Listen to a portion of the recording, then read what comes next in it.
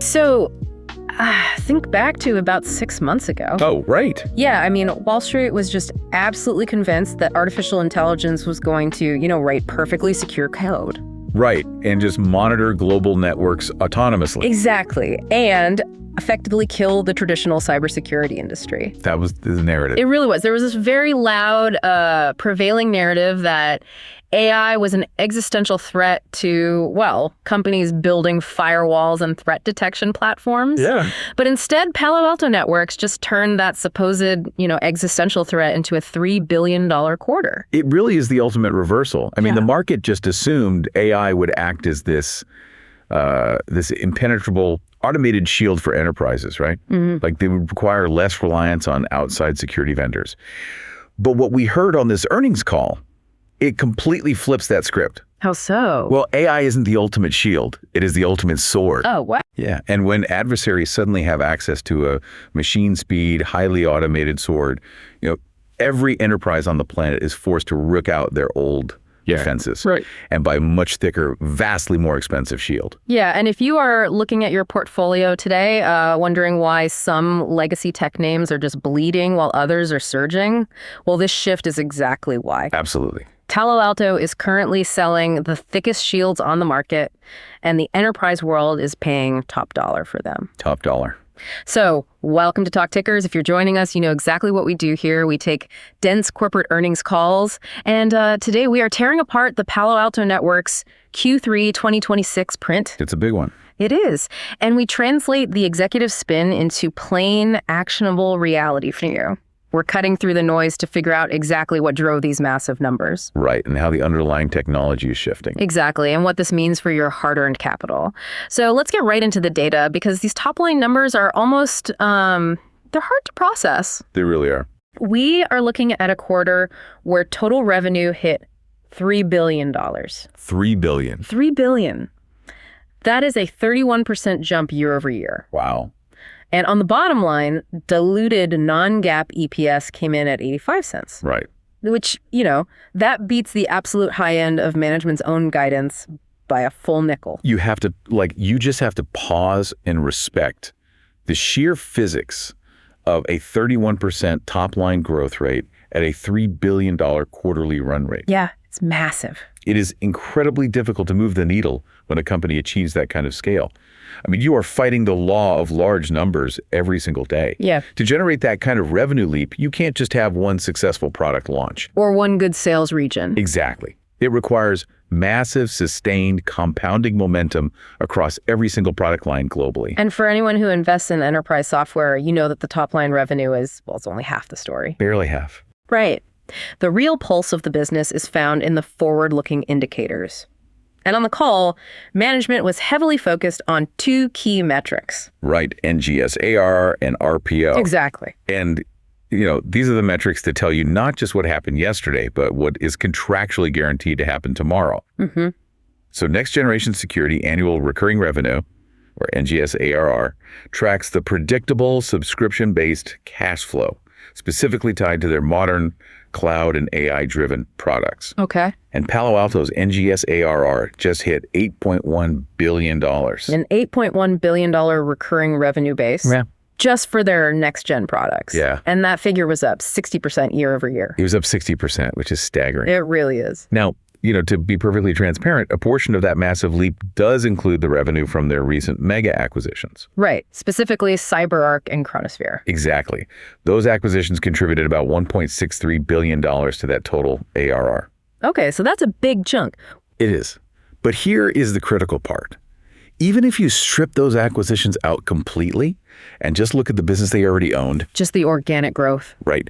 Their organic NGS ARR still grew by 28%. Which proves the core business isn't stalling out at all. Not at all. And then we have RPO, the remaining performance obligation, which hit $18.4 billion. Wow. That's up 36%. See, if ARR is the pulse, RPO is the safety net. How so? Well, it represents the total value of all the signed, legally binding contracts they hold that simply haven't been recognized as revenue yet. Oh, I get it. Yeah, so when an enterprise signs a massive, say, 3-year or 5-year security contract with Palo Alto, that revenue trickles onto the income statement slowly over time. Right, quarter by quarter.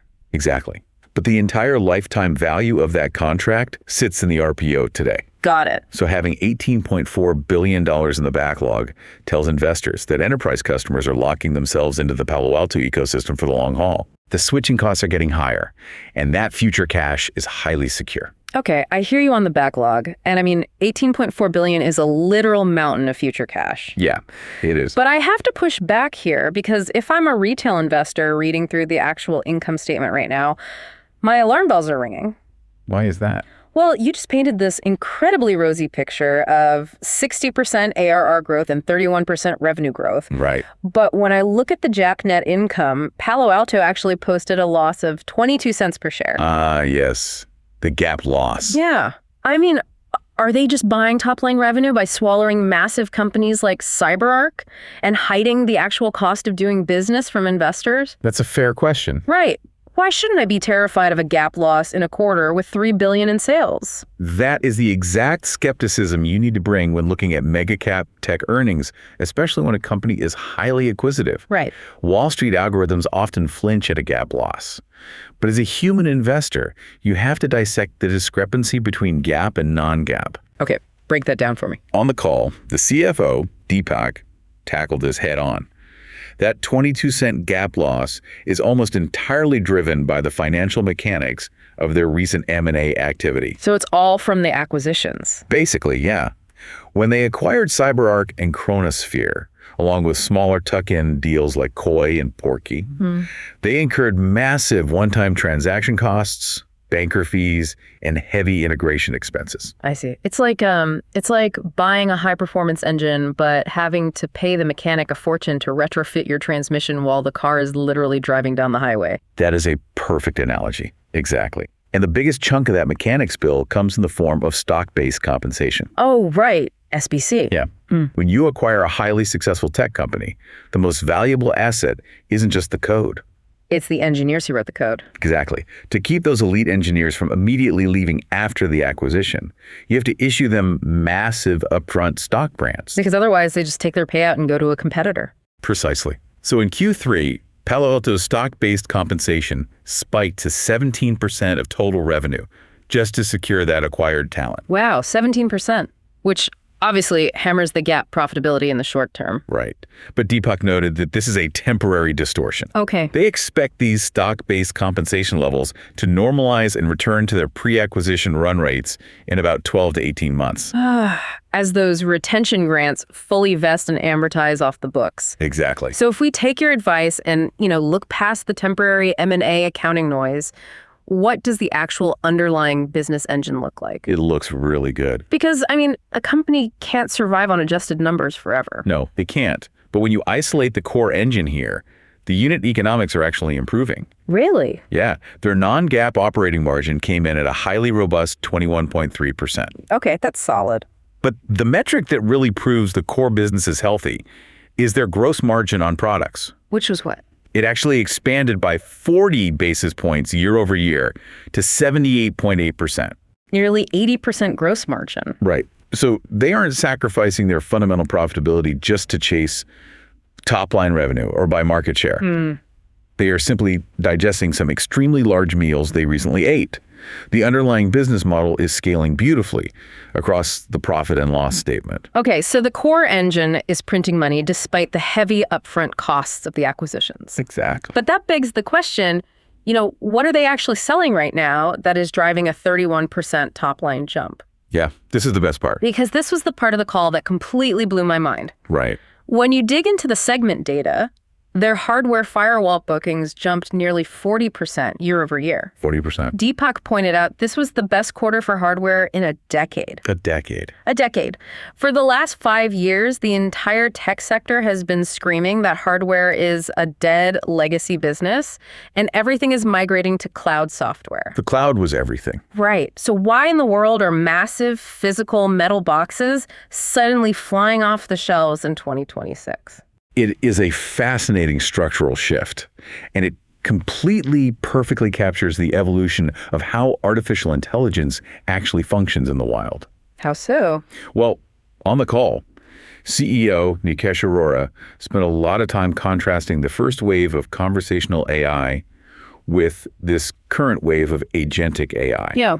Yeah. And that shift is the catalyst for the hardware revival. Let's break that down, because I think people still view AI primarily as a chatbot. They do, yeah. So think of the first wave of AI, the conversational stuff, like a really smart search engine. Right. A human types a question, waits a few seconds, and the AI generates an answer. It is a single, isolated, one-to-one interaction. Mm-hmm. But agentic AI, which is what the major tech labs are deploying right now, is fundamentally different. Totally different. It is like giving that smart search engine a corporate credit card, the keys to a car, and a complex to-do list. That's a great way to put it. Right. It doesn't just answer questions, it executes tasks autonomously. It authenticates itself into secure databases, it pulls financial records, it interacts with other software platforms. And it makes decisions without human oversight. Exactly. It's doing things machine to machine, entirely in the background. And when you give software that kind of autonomy, the physical footprint of the network changes overnight. Because of the traffic? Yes. When a human user browses the internet or accesses a corporate network, our traffic is relatively slow. We click a link, we read a page, we open a file. Exactly. But when an autonomous AI agent is given a complex workflow, it operates at machine speed. Right. To complete one task, it might trigger thousands of secondary machine-to-machine API calls in a fraction of a second. Wow. The physical consequence of agentic AI is a nonstop exponential surge in network traffic. And you can't just let an autonomous agent roam freely through your corporate network. No, definitely not. Every single piece of that surging traffic needs to be inspected for security threats. Precisely. You have to monitor what these agents are pulling, where they are sending data, and whether they have been compromised. Right. The problem is the sheer physics of the data volume. Software-based firewalls living in the cloud are fantastic for flexibility and human-scale traffic. But when you have an AI data center pumping out a fire hose of machine speed telemetry, software firewalls create severe latency. They slow everything down. They become a massive bottleneck. Oh. When you need the absolute fastest throughput possible to inspect petabytes of data without slowing down the AI models. You have to process that security logic on dedicated custom-built silicon. Yes. You need high-end hardware. Hence the 40% explosion in hardware bookings. Exactly. The companies building the infrastructure for the AI revolution physically require these Gen 5 appliances just to handle the traffic volume. Yes, and what's incredibly encouraging for Palo Alto's long-term thesis is who is buying this hardware. Who is it? It is no longer just traditional enterprise IT departments upgrading their office networks. They are seeing massive early adoption from entirely new classes of buyers. Nikesh specifically highlighted sovereign infrastructure providers. Wait, meaning like nation states? Yes, nation states building their own independent AI clouds. Huh.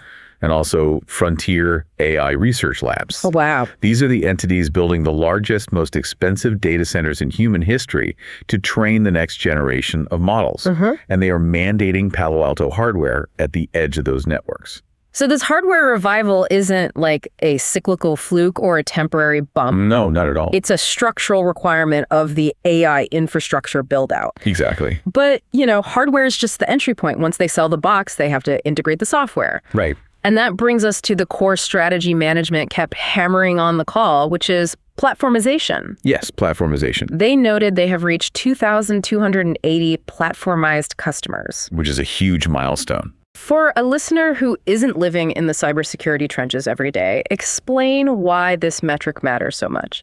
What does it actually mean to platformize a customer? So historically, the cybersecurity industry was highly fragmented. Companies bought what we call point products. Okay. You would buy a network firewall from vendor A. You'd buy endpoint protection for your employee laptops from vendor B. And you'd buy a cloud security monitor from vendor C. So you essentially built a patchwork quilt of security tools. Exactly. A patchwork quilt. But the fatal flaw is that these point products do not natively talk to each other. Platformization is Palo Alto's aggressive strategy to convince the chief information security officer to scrap the patchwork quilt entirely. And just consolidate. Right, consolidate everything onto Palo Alto's unified, tightly integrated platform. And the data proves the strategy is resonating. I mean, Nikesh pointed out that 80% of their net new customer acquisitions this fiscal year adopted multiple products right out of the gate. 80%. Yeah, they aren't dipping a toe in, they are buying the whole suite. But why is the market suddenly so hostile to point products? Like, why are enterprise buyers rushing to consolidate right now? If we connect this back to the threat of agentic AI, it all comes down to reaction speed. Right. Point products inherently silo your security data. If a modern AI-driven attack hits your network, an alert goes off on vendor A's dashboard. A human analyst has to see that alert, manually pull the logs, cross-reference it with vendor B's endpoint date. You can try to piece together the narrative of the attack. Exactly. In a traditional setup, that manual correlation process takes days, sometimes weeks. Right, and taking days to investigate is no longer viable. Not even close. Nikesh actually shared a terrifying anecdote on the call that perfectly illustrates why the legacy point product model is dead. Oh, the Mythos simulation. Yes. He talked about a simulation run by Palo Alto's elite threat intelligence team, Unit 42.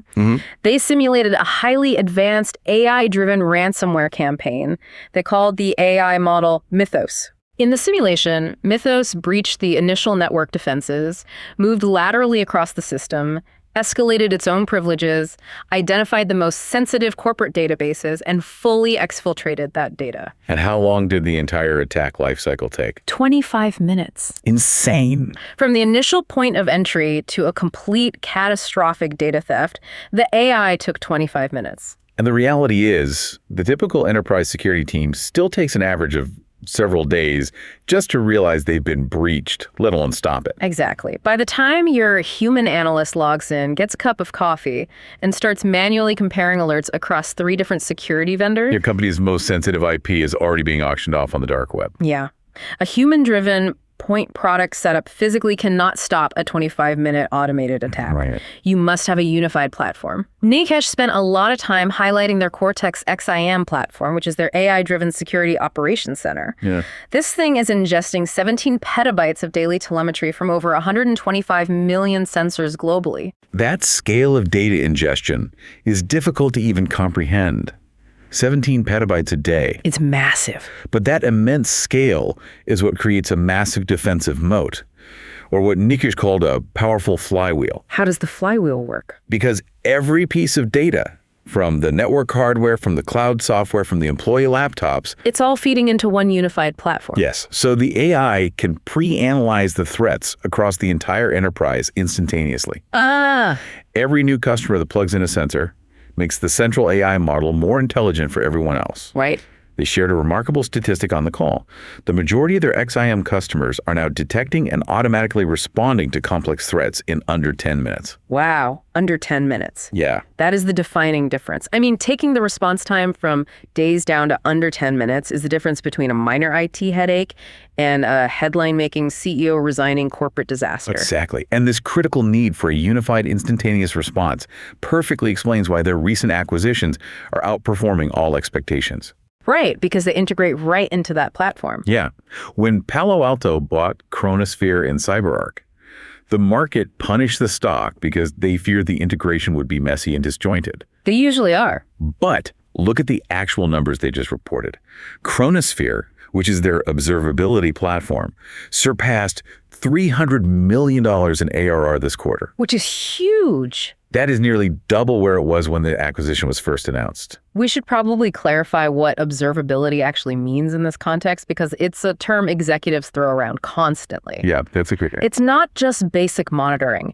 If you are a frontier AI lab running trillions of computational tokens through a massive cluster of servers, you need to know exactly how every microservice is performing. You need to see where the data bottlenecks are, how your autonomous agents are behaving, and if any system is degrading in real time. That granular internal visibility is observability. And Palo Alto noted on the call that 2 of the top 5 frontier AI labs in the world are currently relying on Chronosphere for this exact purpose. That's a huge endorsement. And then you have CyberArk, which was an absolutely massive acquisition focused on identity security. Right.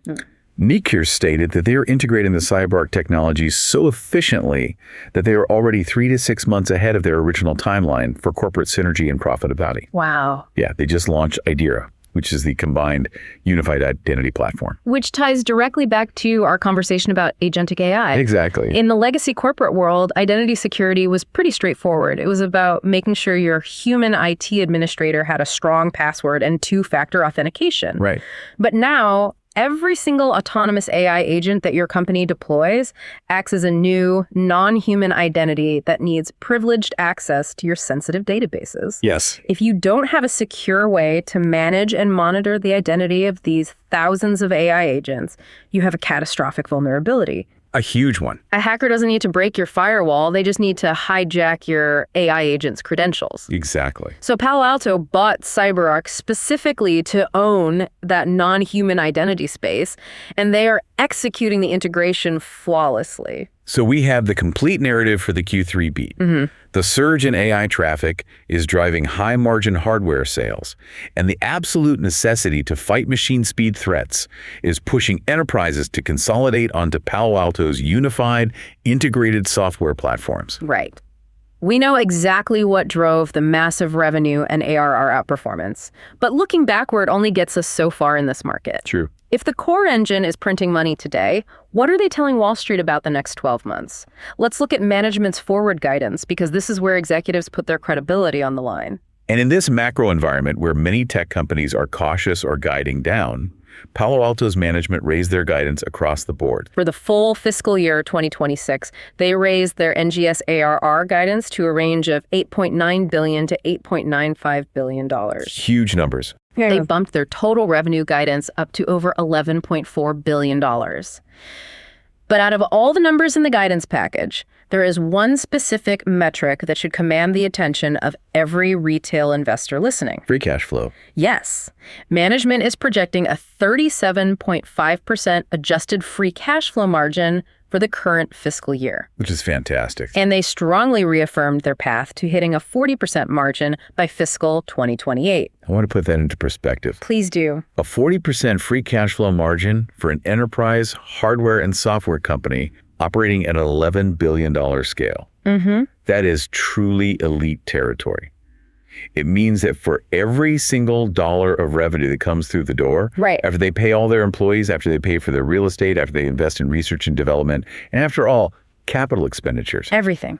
40 cents drops straight to the bottom line as cold, hard, unencumbered cash. It is a phenomenal rate of cash generation. It really is. But buried deep in the guidance commentary, Deepak mentioned a subtle accounting change that I want you to break down. Oh, the reporting shift. Yeah.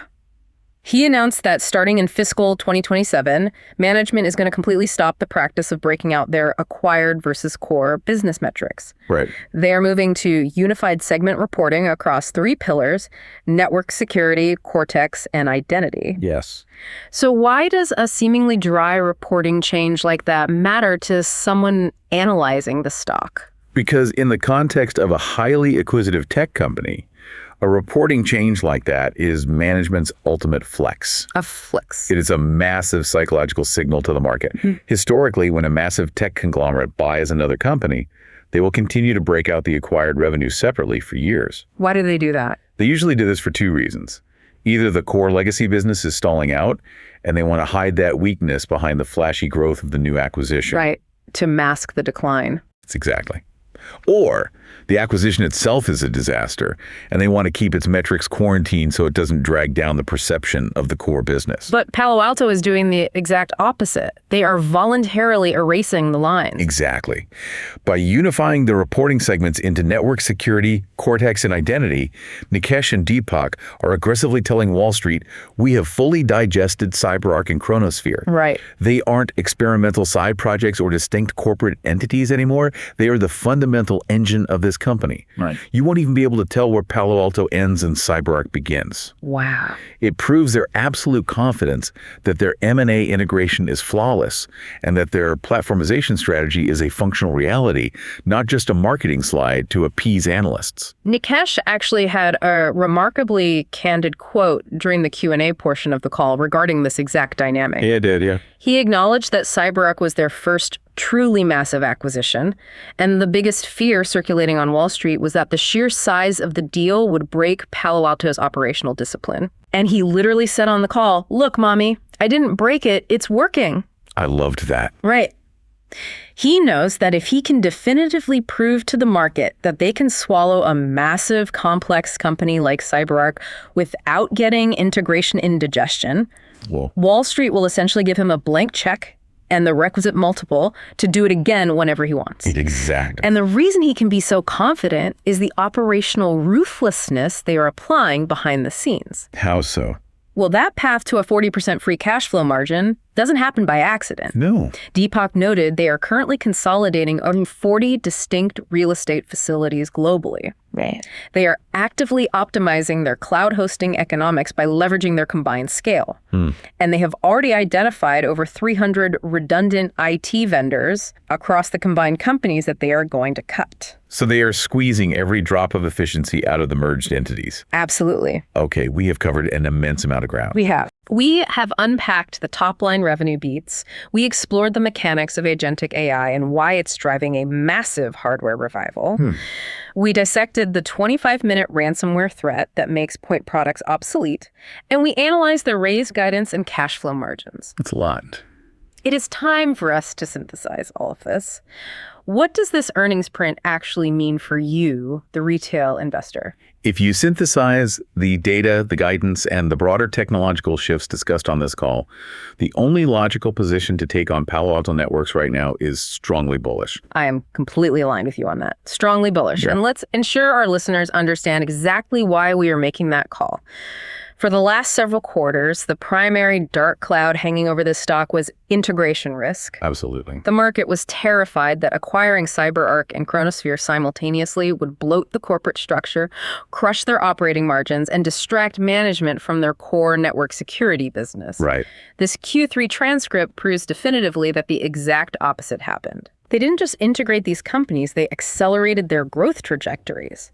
Achieving profitability synergies 3 to 6 months ahead of schedule is a monumental execution victory. Furthermore, the overarching fear that kept investors on the sideline, The AI threat. right, the fear that AI would eventually make traditional cybersecurity vendors obsolete, that is officially dead. Dead. During the Q&A, Nikesh made a profound statement. He said that the terminal value of the cybersecurity industry just went up.